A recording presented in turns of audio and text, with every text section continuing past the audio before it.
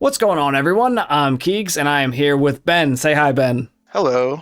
And we are back to talk some more about the Bad Batch Season 3. So we've been gone for a few episodes now, so we're going to be hitting on 6, 7, 8, 9, and 10. And 11, actually. Wow, there's 5 episodes. 6 episodes. I'm bad at math. But anyways, so far, I've really loved this season, and I think it's going in a very interesting direction. It feels very mature, more mature, I feel like, than the previous two seasons. How are you feeling about it?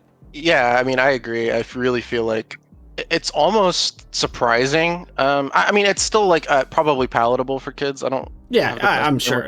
about In that, some but sense, it has to be. however, like there's some episodes in here that are just slow burn. Yeah. Not one. I don't want to say slow burn, but they're just like character stuff. Yeah, I mean, I think they are slow burn. I think they're literally just character pieces. And I know we've had 2 episodes so far that are basically just the grind. And I think that's why they're putting 2 out at a time sometimes, because if that was the only episode that came out, like Identity Crisis that just came out yesterday, it's like, it's just a girl that's slowly walking through a lab and learning more about the evil deeds of the Empire. And I mean, it's, as adults, you watch it and you're like, this is horrible. But as kids, you might be like, okay, can we get to some lightsabers or something, and then need some explosion. So that's why I feel like they've paired a lot of those kinds of episodes this season with other episodes that are more action packed. Yeah, it's weird. The tonally speaking, it almost reminds me of the prison scenes in Andor. Yeah, the absolutely. Identity Crisis episode, and It I is a definitely mean prison. that as a compliment. They're really good. I'm really impressed that they trust the audience enough to. And when I say the audience, I mean like the audience that it are children to like stick with it, and hopefully they're staying engaged. But like I've been really enjoying it. I think this is definitely the best season. Yeah, It I agree. feels the most mature. I really like. It still feels Star Warsy while also doing that at the same time. It doesn't feel like it's sacrificing anything for that tone, Yeah, and I really absolutely. enjoy A that. lot of aliens and different species and things too, which I think is always nice to see some of that diversity. Oh, absolutely. The episode, what was it? Episode 10. Identity Crisis. Yeah, that one was just. I think that was my favorite episode of the season. Either that Wow. one or the Ventress episode. Yeah, I But did love the Ventress episode. I just, well, one, it was kind of what we theorized too, that she has something about her blood allows for the transfer of midichlorians, Yeah, and yeah, they obviously. mentioned the binder engine. I don't think that rules out her being force sensitive. However, their interest in her is not force sensitivity; it's the ability to transfer the M count over. Yeah, absolutely. I mean, I think Ventress even kind of says that is, at one point, she's like, from what I can tell, you basically don't have exceptional connection to the Force. She's like, I've looked at you, we've done a whole bunch of things, and you seem capable, but I don't think that you're really Jedi material. So something about her blood allows the transfer of M count midichlorians, but maybe she doesn't naturally produce them herself. So like if they got a force sensitive child or something, they could transfer it through her blood in a way or something. Yeah, and we know that to some extent this whole process doesn't end up really working unless like Yeah. unless because we know that Palpatine and the Rise of Skywalker sort of like degraded and Yeah, not none of really- them have come out as a good looking clone, that's for sure. You didn't get any Palpatine in his prime, 25 years old and kicking ass clones. Yeah. I'm going to assume that this ends with the Empire not getting Omega and torturing a small child. As the I mean, I'm not going to say that. I mean, the Empire tortures all sorts of nameless children that we don't know about, as we actually see in that same episode. Yeah. We can see the Doctor also kind of, sort of coming to the realization of how bad the Empire actually is, but she doesn't have the courage to do much about it, at least yet. Yeah, which but it's building though. We know it's coming. Oh yeah, they're definitely setting it up for that. Yeah, the whole episode was really good. I felt really bad for the kids. Like I almost got kind of like teary-eyed a little bit. I know. Yeah, as we were watching it, it was me and my wife. My wife was like, "Oh my god, this is like really sad," and all these kids look depressed, and they're just being completely oppressed and treated like livestock, pretty much as the specimens, as they say. Which that's the feeling they were intending to give you, and they definitely succeeded. Yeah, it was so, I guess, brutal in a way that I didn't expect. I mean, and there's no like scary imagery or anything like that, but it's just like the tension is really, really well done, and I feel like I'm surprised they accomplished so much with probably the limitations of had to keep it PG and stuff, and made you feel all those things. And Yeah, I don't know, that episode just worked so well for me, and it definitely did. And I think a big part of that is because you saw that, you know, the one child was still super sweet, and you felt bad for her because she was trying to keep kind of a positive outlook still in life when she is in possibly the worst situation you could ever be in, to be at some Empire black site where you're almost certainly going to die there, you know. And it feels like if she was born 30 years earlier, she would have made such an awesome Jedi. oh yeah, no, I I totally agree. And in the subsequent episodes, I really like the decision Omega makes too about just handing herself over at that point when they found the island. Yeah, I'm so split about it, because on one hand, like I applaud her bravery. On the other hand, I kind of agree with Crosshair in the fact that like they'd had no real plan to track her, no good way to track her. So I guess they're going to be relying on her to and let's take aside the fact that Crosshair missed the shot, his important shot. I think there's a very good chance that even if he got a tracker on that ship, it wasn't going back to Tantiss. It's making a stop first. It's getting scanned for trackers before it gets there. So I'm not 100% confident that would have worked anyway, but it seemed a little risky, and I understand the world's kind of, you know, or that whole island is in danger, but at the same time, are they in less danger now that Omega's gone? I feel like they're still gonna probably occupy that island and oppress the people still. Yeah, but I mean, Omega probably figures, well, they got what they wanted, so they'll leave. I'm sure that's what she figured, but I have to say that the Empire doesn't usually just leave. Yeah, it's sort of conflicting, but I mean, they have another reason for wanting Omega to go back, is because they also want to, or she wants to save the other clones. Yeah, at least one person does. I mean, I think at this point it has to be Emerie who's gonna essentially save the day or send a signal out or something to get the rest of the Bad Batch to find them. I definitely think that's where it's going, and it's gonna converge that way. Yeah. Did we want to touch on episodes 6, 7, or 8? We can a little bit if you want to give a little bit of a. So 6 and 7 is basically one long episode, kind of. It's where they're being hunted by that new special clone trooper that's all Terminator-like. Yes, the one that we see in the most recent episode. Yes. So, and this is the only reason I want to touch on it, because do you think that's a brainwashed tech? Could be. His voice sounded very Crosshair-like. Yeah, you definitely did. But I'm like, okay, voice modulator in there. They're all clones of some extent. So I was just wondering, because at the beginning of that of the latest episode, actually, episode 11, it like starts with Omega holding Tech's glasses and like talking to her friend on the island, and then it immediately cuts over to the assassin. That is a very Star Wars-y way of foreshadowing something. It could be. I don't know if it is, but I just thought it seemed like a little and like to have such a capable trooper, you know, they tried it on Crosshair. Who's to say it didn't actually work on Tech? Yeah, that's true. I mean, they sort of presented it like it wouldn't work because there's such unique clones. Yeah, definitely didn't on Crosshair. They just don't have like the obedience, I guess, gene needed. Or, yeah, that's true. Needed. And so that's the only reason I would think maybe it's not Tech, but maybe it's a hint as to where Tech is. So this leads into like, I guess, kind of a broader conversation about. Do we even think he's alive? Yeah. So I think we didn't see him die. I agree. That's usually a sign that a character is not dead. However, I feel like the only reason people are so certain he's dead, maybe even including myself, is because people are sort of predisposed to not like when characters, when there's, like, I guess, death fake outs. Yeah.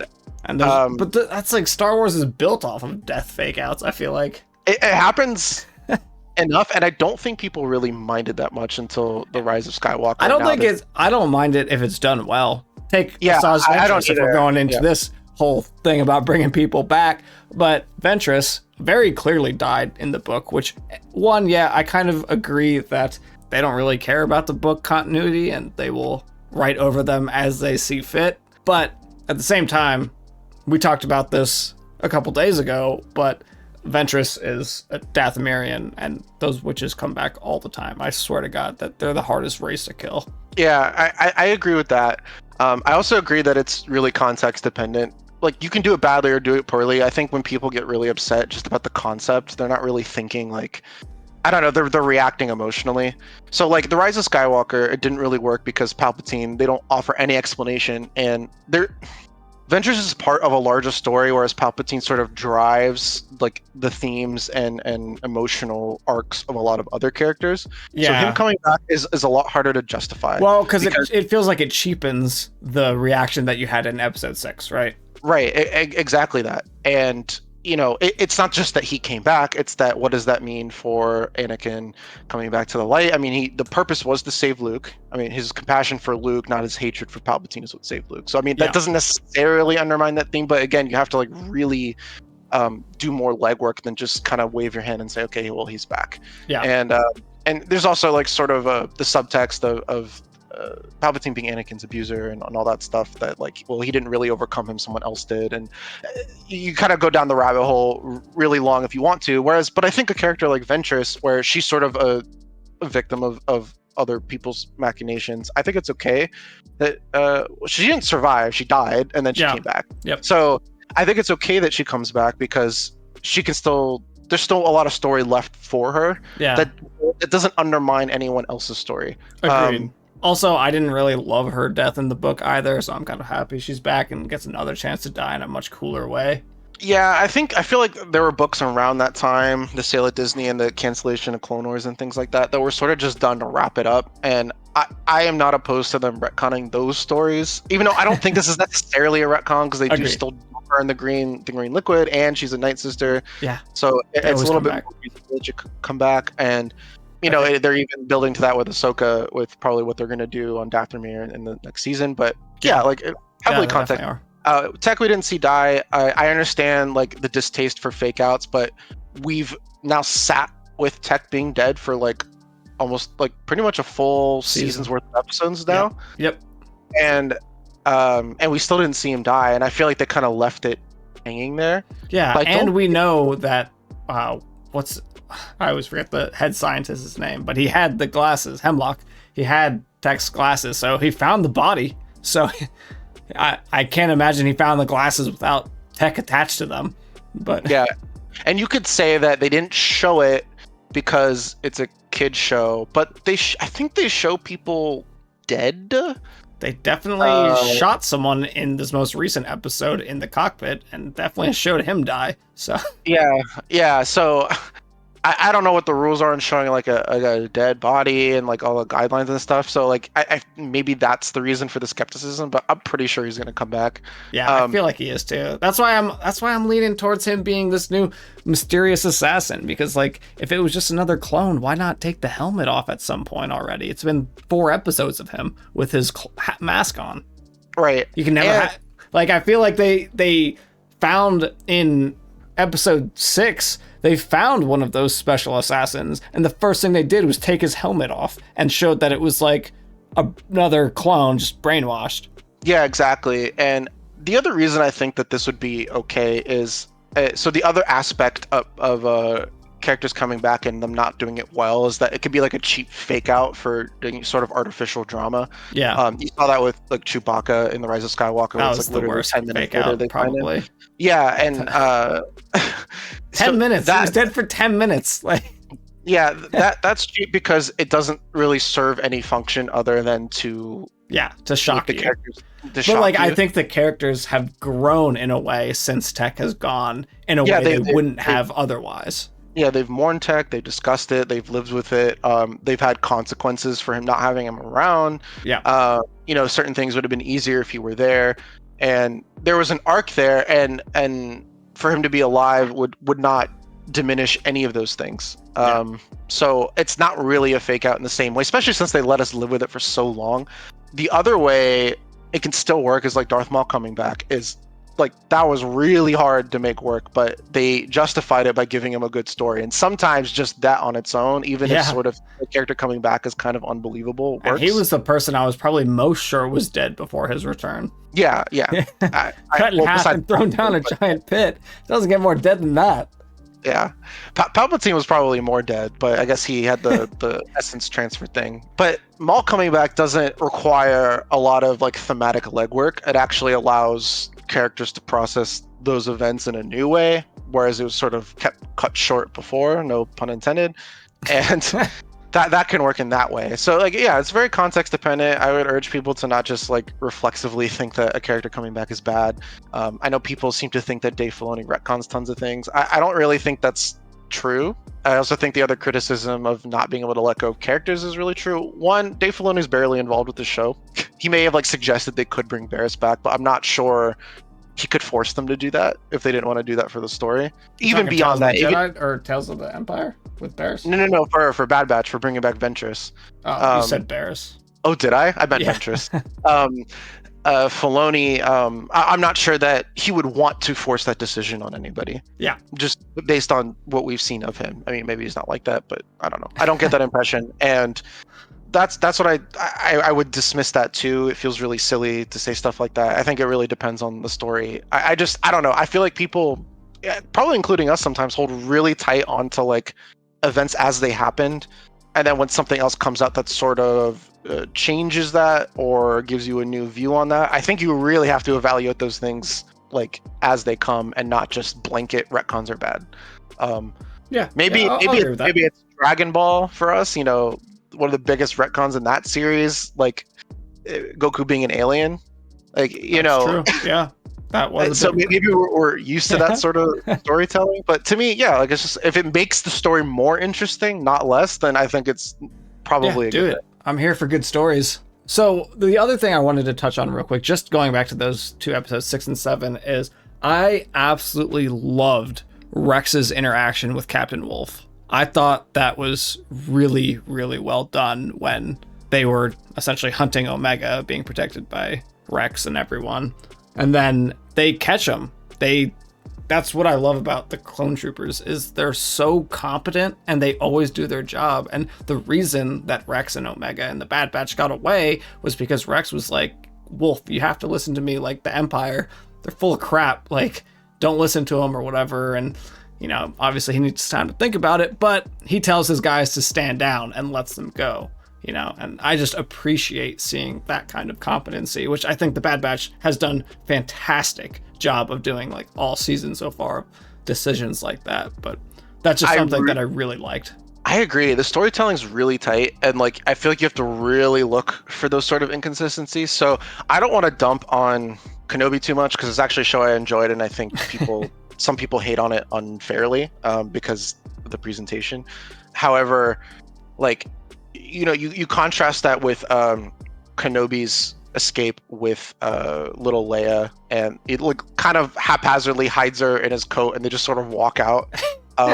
Yeah. And that's like that to me says, okay, this was probably like a rushed bit of writing for the script. Because I don't think anybody writing that or anyone involved would think, okay, this really makes a lot of sense. But you could sort of like, okay, they're moving the story along. Let's not like dwell on that. As an audience member, at least that's how I felt. Like I thought it was kind of dumb, but it's like whatever.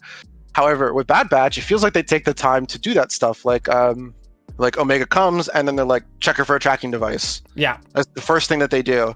And then they take it and then that's it. And then people seem to think, oh, she probably has another one. It's like, I don't think so. No, I don't think so either. And not only that, but they go as far as to make a point of hunting down Crosshair as well, being like, he's probably going to be up to something. Go get him, which they do, and interrupts him before he can even shoot the ship. Exactly. And I really love that, and it speaks to the confidence of the screenwriters that they feel like they can write that sort of logic into it, and they don't have to like make characters make dumb mistakes that they wouldn't logically make. I'm not opposed to characters making bad decisions, but something like that I don't think the characters would mess up. And I really appreciated that attention to detail, and you sort of see how other shows don't really do that. I don't necessarily think it's the most important thing in the world either, but it's something Bad Batch does well, and it's actually even more remarkable considering it's animated and for kids. Yeah, well, I mean, I think it just goes to show that the writers, I think, actually care about the source material or the, just the story that they're telling, and they don't want it to feel like rushed or forced or kind of trivialized by stupid encounters. They write these tough situations and write good, understandable ways to get them out of it. It's not just like, oh, we've written ourselves into a corner and now we just need to hand wave it away. Yeah. Bad Batch doesn't really do that. It got like kind of close a little bit towards the beginning, but I don't know. I feel like they justified almost every decision, and I just appreciate that because it's so annoying online to like get into these sorts of things with people. It's like, can we just focus on the story? But those things distract people. Yeah. And when they do it really well, I think it's important to take note of that and give credit where it's due, because a lot of shows don't bother with that. Yeah, absolutely. So I think, those are the only two things I really had about those two first episodes. And then in the 8th and 9th episodes, right, then we get to the bounty hunter stuff where they're like, oh, we need a bounty hunter that looks for all this stuff. So they go to Fennec and they go on a little mission for her. And it's kind of interesting because I feel like the Bad Batch is just getting the raw end of every deal this season. It's like they keep making these deals and everyone keeps like half-ass delivering, where like after they do that mission for Fennec, she's like, well, yeah, I mean, like, I'll get it to you. I don't have it right now. I'll figure it out. You'll get it later. Like, don't rush me. So it's funny to see that. And again, it goes to the storytelling where I think that they do a really good job, because it does really feel like things are getting very desperate for them. Yeah, I agree with that too, and it's also sensible. It's like they sort of have to make these decisions. Yeah. It's not like they're not making bad decisions because they want to or they're stupid. They're doing it because they have literally no other choice and they don't have any other option but to trust people to uphold their end of the bargain. Yeah, absolutely. So I really enjoyed that, and I mean, it's clear that Fennec was talking to Ventress, since we see her in the next episode. Yeah. I always like seeing Fennec Shand. I really like the actress. Yep.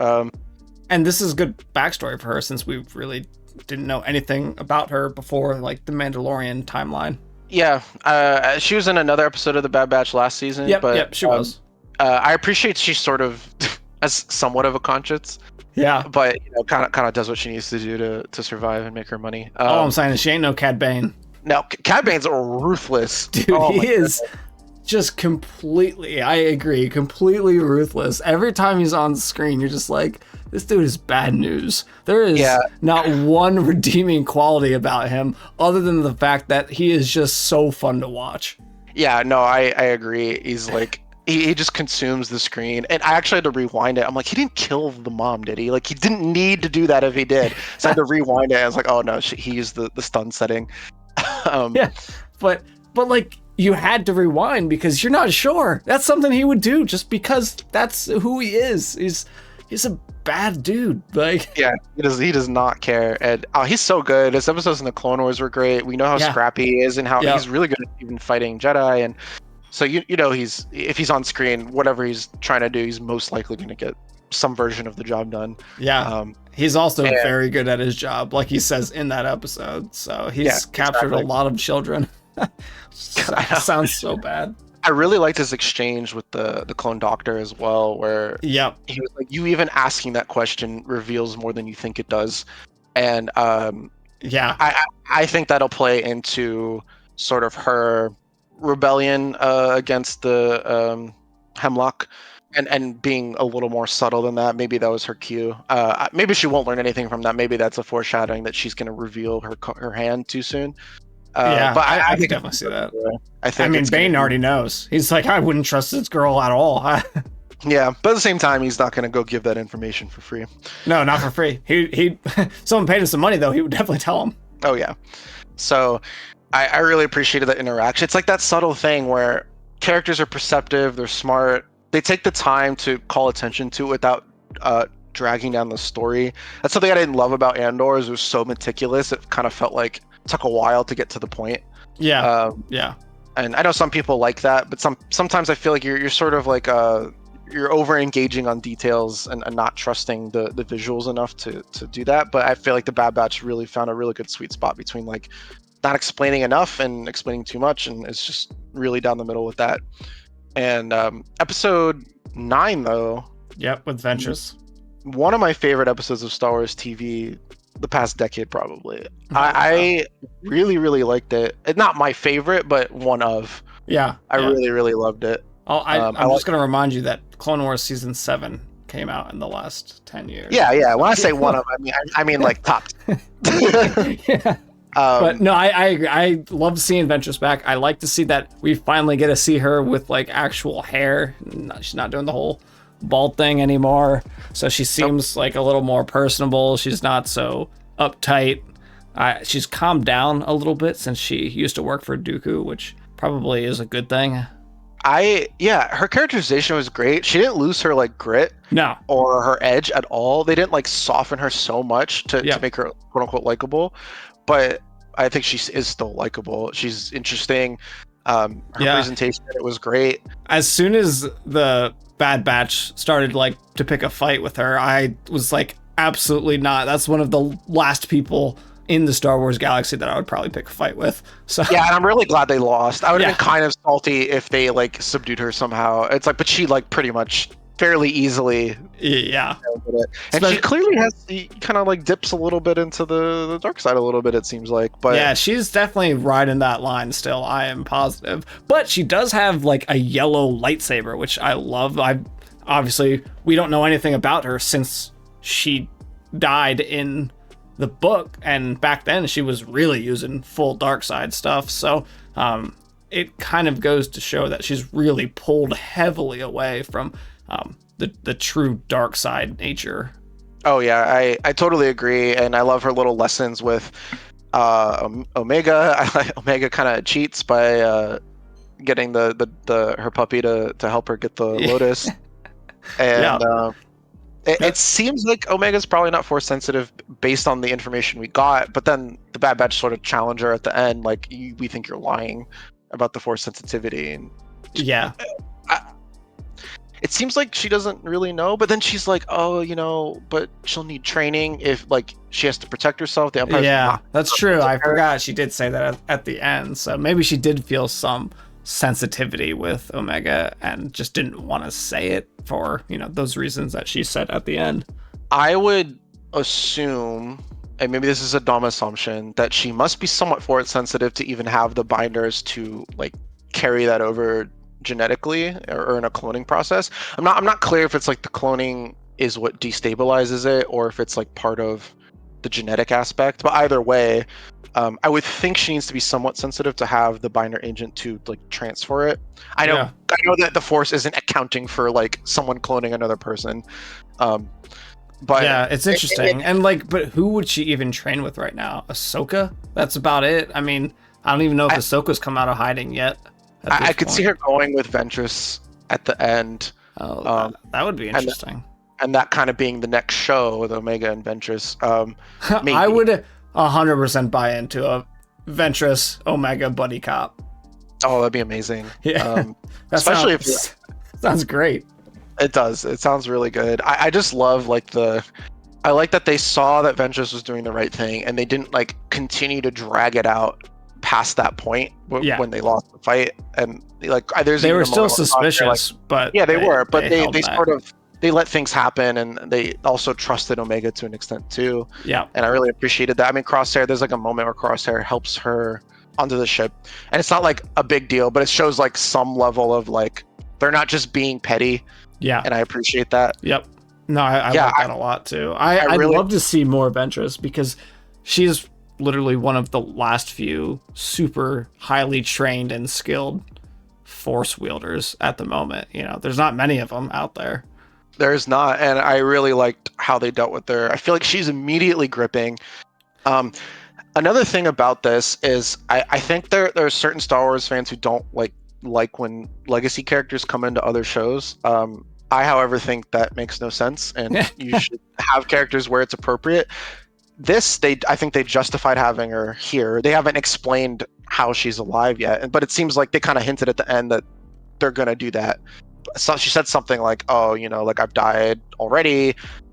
She did, I, yeah. I have like a few more lives left or something." Yeah, they did say that because she's a witch and they can just resurrect her. Yeah, it seems like the witch magic has some ability to do that. Not only that, but if you think about it too, I mean, they did name drop Quinlan in the Kenobi series too, so it seems somewhat coincidental that within a couple years of each other, they bring both of those characters. They confirm both of those characters are still alive.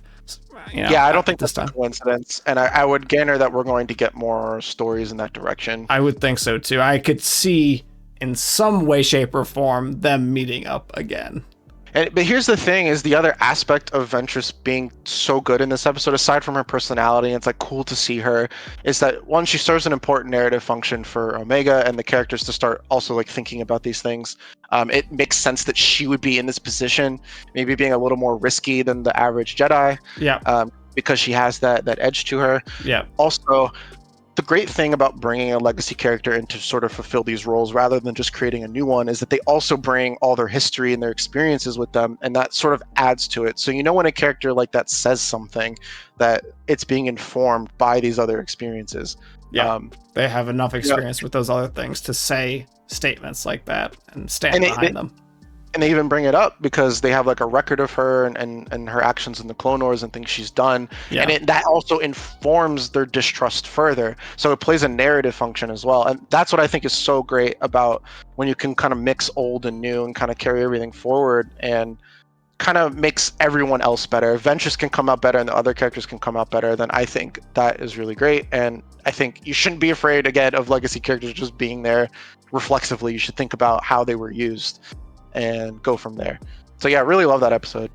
Yeah, no, I'm totally on board too. I enjoyed it a lot. I like Ventress. I think she's fun to watch, and I like her fighting ability a lot. And I feel like they can also lean into the magic a little bit more with her because she is a witch and she has done that.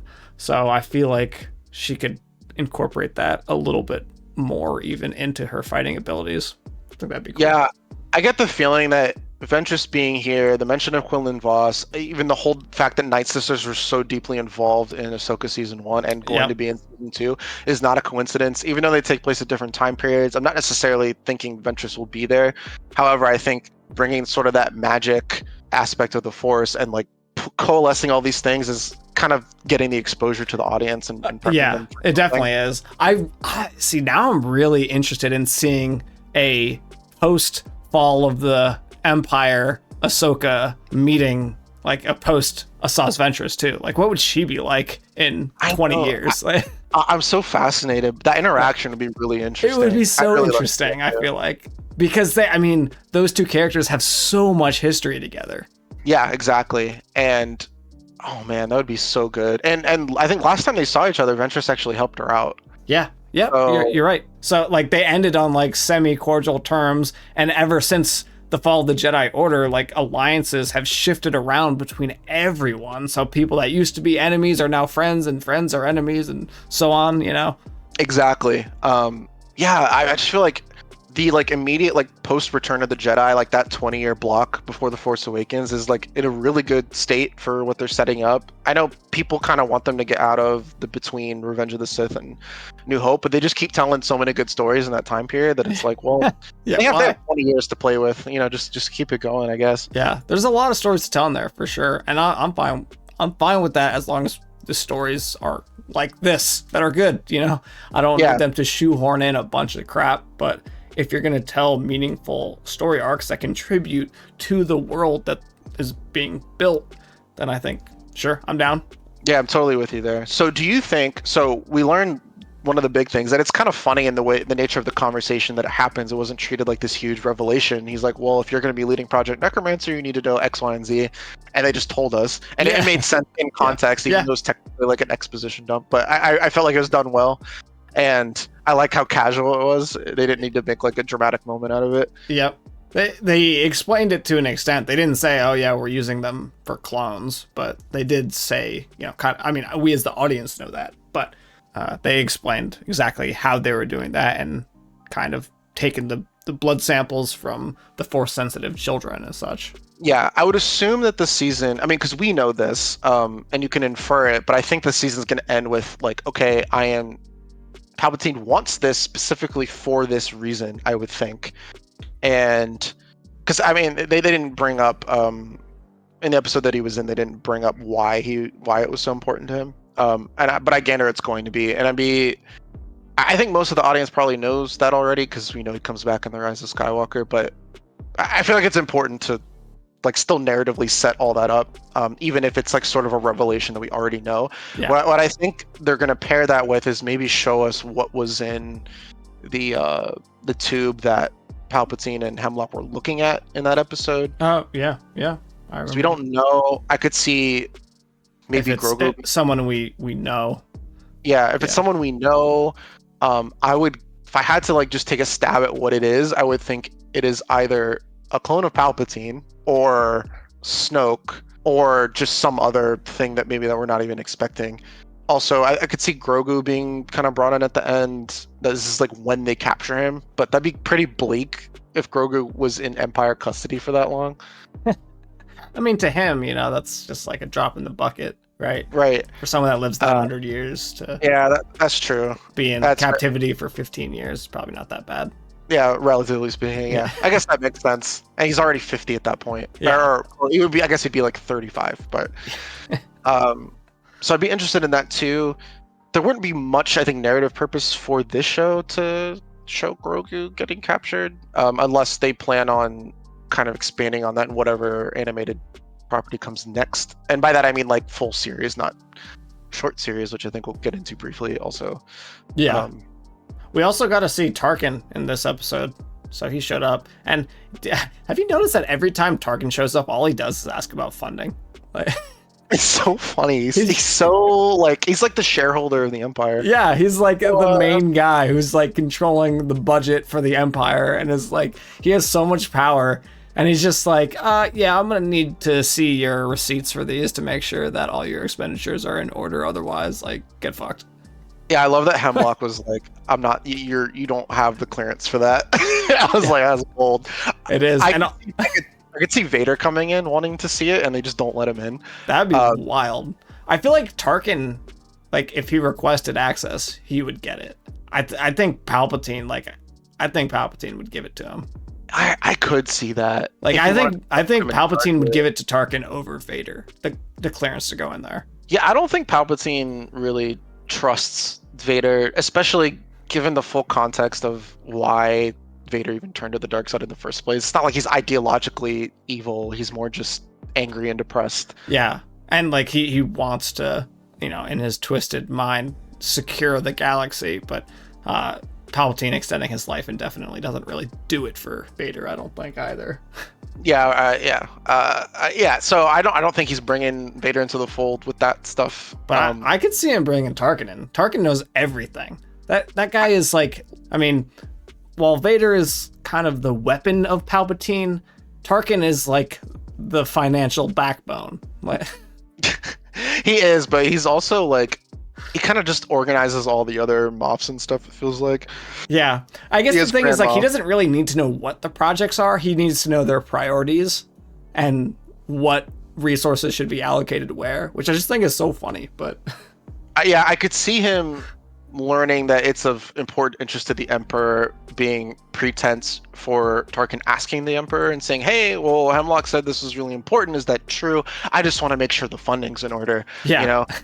And like I could see that going that way.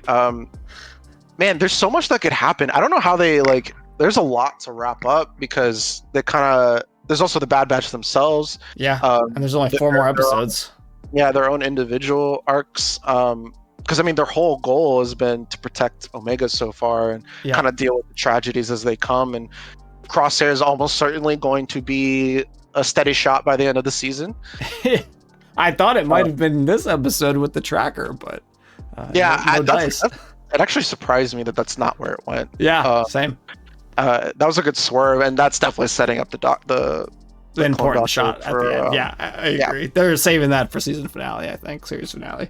Hunter and Wrecker, I would hope find some joy by the end of it, or Maybe they just say, okay, well, we're gonna go off to join the rebellion or something, and then Yeah. we'll see them again down the line. I know. I'm very curious as to what happens with the Bad Batch. If they're going to join up with Rex in his fight, or if they're going to... Also, watching Rex through these episodes... First of all, I love Rex. He's amazing. Every time he's on screen, I'm captivated. But it just makes you wonder how he gets to the point where he meets Ezra, Yeah. He's so full into fighting the Empire, and it's like even still. So like what happens where he just completely gives up? Yeah, it seems like at some point they have to just stop for whatever reason. Maybe too many people get hurt and they're like, okay. Maybe once all the clones are kind of liberated and free, they're not in the Empire anymore, he feels the sense of like, I can put this fight down because none of my brothers are getting killed for no reason anymore. That's true. Their considered goal is like kind of freeing their brothers and sister. And I guess sisters, yeah, they got two of them now. So I could see this season ending with that happening. Though that's so much because there's got to be clones in other places. Oh yeah, I mean, I think they got to fight for at least another 10 years. Like how because it's only been like a couple of years since the Empire's risen at this point, right? Since the Order fell. Yeah, I could see it largely ending in tragedy with some like glimmers of bittersweetness, but I really don't know. No, I don't want the bittersweetness, but I could definitely see that, and I would be kind of surprised if there was no bittersweetness. That's just kind of how these things tend to go. Yeah, I would say they're probably if they're gonna wrap up the Bad Batch individual character arcs. And then maybe they just won't be like the POV for whatever comes next, and then they'll deal with the clone stuff later. Maybe they'll free Mount Tantiss, and that will kind of lead into what's coming next. Yeah, it becomes a clone sanctuary instead of a clone prison. Right. Since nobody can freaking find it, so. Well, they would probably just abandon it. Oh, they might like nuke it from orbit since they've done that with every other place. So. No, I'm saying the clones will get rid of the Empire there. Empire won't know how to get back. Hemlocks. Well, I guess Palpatine did go there, so Palpatine must know how to get there. Yeah, I'm sure he can get back. Also, I don't think Palpatine gives a shit about the clones, though. No, absolutely not. Like if they like all ran off, he'd be like, whatever. Like he's not wasting his resources hunting down clone troopers that are gonna die anyway. No, I think the kind of day-to-day of the maintenance of the Empire is actually not that important to him. The less he can be bothered with that, the better. No, I mean he's phasing out the clones anyway. Yeah. The Empire seems like a end to his sort of dark designs and what he wants to accomplish and use those resources, and I don't think he cares much about like I think he's happy being in charge, but I'm not sure he wants to deal with like day-to-day decisions. No, I don't think so. All he wants is to figure out a way for immortality. I think that's his ultimate goal in life. Yeah, I've seen some people being like, well, Palpatine was lying to Anakin in Revenge of the Sith, so like I don't understand why this is important to him, and just not even thinking about the Rise of Skywalker for a second, which is where I think people's aversion to this comes from. I think it's pretty much in line with what Palpatine would do, and it being he absolutely wants to rule forever. That's kind of the whole point. That seems like something his ego would. Yeah. Wow. Yeah, I buy that, and yeah, I'm perfectly okay with that, and I think anything that could massage those details of the Rise of Skywalker, since we have it and we can't do anything about it, is a good thing. Yeah, I agree. Well, did you have anything else to touch on? I feel like we kind of covered all these episodes pretty thoroughly. No, I think that's it. Nice. Well, I am very excited to see where these next few episodes go. They're only singles from here on out, so there will be no more double headers. So, get prepared to wait 4 weeks, which is going to kind of roll us right into Tales of the Empire. So we'll get to see that on May 4th, and then we'll have to do a talk about that. I wonder how many episodes we're getting, if we're going to get as many. I hope it's the same amount, at least. I do too. But we'll find out soon, I suppose. But anyway, let us know down in the comments, what did you think of these Bad Batch episodes? Where do you think it's going? I'm Keegs, and I'll catch you all next time for some more Star Wars content.